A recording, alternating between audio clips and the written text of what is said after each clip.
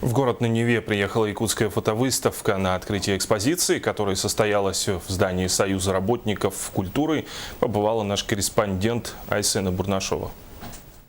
В здании на Захарьевской улице Санкт-Петербурга 25 лет назад открылся самый первый в России Союз работников культуры. В данное время членами Союза являются более 1000 человек, представителей различных сфер культуры. Здесь часто устраиваются выставки и экспозиции. В этот раз стены главного зала Союза украшены работами якутских студентов колледжа культуры и искусств. Тот прием, который устроили наши коллеги, наши друзья, он действительно создал самое прелестное впечатление о вашем крае. Поэтому, когда я увидел вот эти фотографии, что такое волна теплоты, она в душе сразу поднялась, потому что многое из того, что здесь есть, я видел своими глазами. С тех пор Союз Якутии работает под шефством Санкт-Петербургского союза. Еще осенью этого года была запланирована данная фотовыставка студентов Якутского колледжа культуры и искусств. Название экспозиции «Старт» понимается как начало пути к творчеству или студенческое искусство в переводе с английского языка. Фотоработы якутских студентов будут радовать посетителей еще в течение месяца, и каждый желающий сможет прикоснуться к развивающему миру якутской фотошколы.